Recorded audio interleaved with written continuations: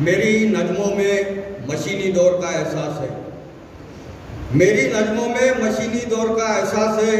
भूख की शोलों में जलती कौम का इतिहास है।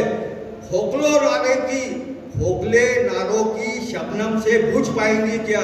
खोखले नारों के शबनम से वो बुझ पाएंगी क्या, जिसके होठों पे सदियों की प्यास है। आतापर्यंत आपण तीन इंडस्ट्रियल रिव्हॉल्युशन जे आहे ते आपण पाहिलेले आहेत।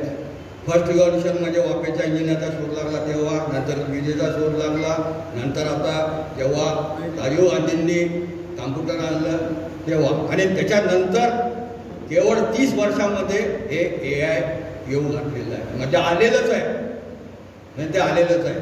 तर मी म्हणेन की अतिशय असा महत्त्वाचा विषय म्हणजे real is rare and fake is everywhere. मी असं का म्हणतो त्याचं स्पष्टीकरण मी तुम्हाला नंतर देतो, पण हा एवढा महत्त्वपूर्ण कार्यक्रम जो आहे हा जिल्हा ग्रंथालय अधिकारी राजेशजी पाटील, त्यांचे सहकारी अजय शिरसाटजी, माळी सर, आमचे नेहमीचे सहकारी जाकीर भाई, तसेच गजू भाऊ, ते रिटायर असून सुद्धा इथे आहेत। यालाच म्हणतात बांधिलकी, नाही तर हित संबंधासाठी आपण पाहतो की सांस्कृतिक दहशतवाद बोकाळलेला आहे। तर real is rare, fake is everywhere. तर रिअल काय आहे? ह्युमन बिंग होमोसेपियन जो आपण आहोत, we are the real thing. आणि फेक काय आहे? AI। ब्रूस लिप्टन नावाचा न्यू बायोलॉजिस्ट आहे, त्याने सांगितलं human body constitute of 50 trillion cells. 50 trillion म्हणजे किती? 50 वर 10 शून्य। Human body constitute of 50 trillion cells and each cell acts individually but on cooperative basis. म्हणजे मेन काय आहे? कॉपरेशन, सामूहिकता, सामुदायिकता, सामाजिकता, ही आपल्या बॉडीमध्ये सुद्धा आहे। आणि किती सेल आहे? आणि तुमच्या त्या फेक AI मध्ये काय आहे?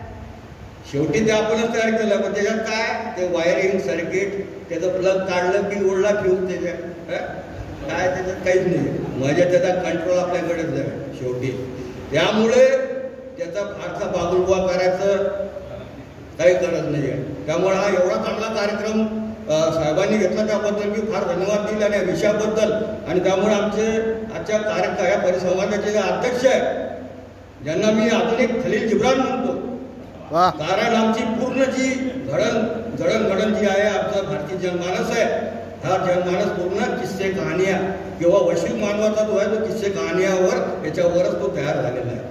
तर अशा बिलकुल छोट्या खेळ टाईपच्या ज्या कहाण्या आहेत, ते खलील जिब्रान ते चोखा मेळाच्या तिथे जेव्हा भाषण देत होते तेव्हा ते मला सुचलं, कारण मला ती सवय की कोणाला मी त्यांचं नाव कमलेश खिल्लारे नाही टाकलेलं, मी खलील जिब्रान म्हणूनच टाकलेलं आहे। आमचे एक मित्र टिळक राष्ट्रीय विद्यालयाचे गिरी सर आहे, त्यांचं नाव मी व्हॅनगॉग टाकलेलं आहे। असं मी अलग असे नावं टाकत असतो।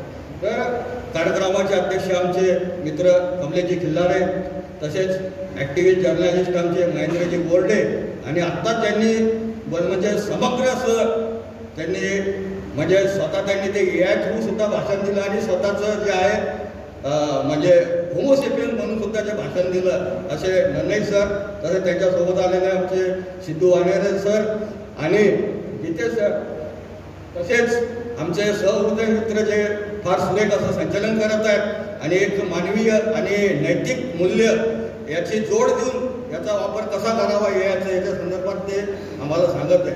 तर आपण युवान वाट हरेरी जो आहे, हा जागतिक दर्जाचा विचारवंत आपल्याला माहिती आहे। त्याचं म्हणणं हेच आहे की ठीक आहे, तुमच्याकडे हा माहितीचा महासागर आहे खूप सारं, म्हणजे ते आत्ता सरांनी जे सांगितलं GPT, त्याच्यावर GPT, तर आता त्याला सुद्धा मागं पाडलेलं आहे डीपसिकने चायनामध्ये। तर हल्ली एक डार्क सिटी तयार झालेली आहे, तिथे सर्व रोबोट काम करतात, असं पण चालू आहे। म्हणजे त्या ग्रोपनी सुद्धा आता काय हे केलेलं आहे, दैना उगवलेल्या सर्व मिथक आणि मिथकांना इतिहास ते करतात, तर त्या ग्रोपनी त्यांची काय दुर्दशा केली आहे हे पण आपण पाहतो। त्यामुळे आपण याला पॉझिटिव्हली घ्यायला पाहिजे। तर त्याला आपल्याला हा जो डेटा आहे याला वाचायला आपल्याला 3000 वर्ष लागतील। पण हरारीचं काय म्हणणं आहे की तुम्ही कचरा म्हणजे हे काय आहे, स्नॅक्स वगैरे हे जे आहे ना, याच्यात जी माहिती आहे, हा जो कचरा आहे हे डंप आहे, तर हे खाऊ